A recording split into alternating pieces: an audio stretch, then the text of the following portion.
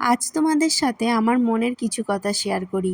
মেয়েদের জীবনটা বোধহয় এরকমই হয়, নিজের বাড়িকে ছেড়ে অন্য একজনের বাড়িকে আপন বলতে হয়। এখানে সমস্ত মানুষ নতুন, সব নিয়মকানুনও নতুন, তাই সব কিছু মানিয়ে নিতে নিতে একটা মেয়ে কখন নিজেকে হারিয়ে ফেলে সে বলতেই পারে না। তোমরা অনেকেই জানতে চাও আমি সব কিছু কীভাবে সামলাই, ঘরের কাজ, অফিসের কাজ, তারপরে চেম্বার। আরশি তো একটা ফুল রুটিন, তার খাওয়া, তার স্নান, তার পরিষ্কার করা সমস্ত কিছু আমার উপরেই সে নির্ভরশীল।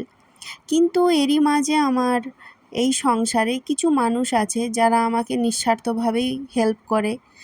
অনেক সময় আমার শাশুড়ি তাকে খাইয়ে দেয়, তাকে নিয়ে থাকে যেদিন আমার চেম্বার থাকে। আর এই দুটো মানুষ যদি না থাকতো তাহলে হয়তো আমি সব কিছু এত ব্যালেন্সড করতে পারতাম না, হয়তো আমাকে কোনো একটা ক্ষেত্র ছাড়তে হতো। বিশ্বাস করো, মাঝে মধ্যে আমিও হাঁপিয়ে উঠি, কিন্তু তারপরেই মনে হয় আমি একজন মা, আমি একজন ডাক্তার।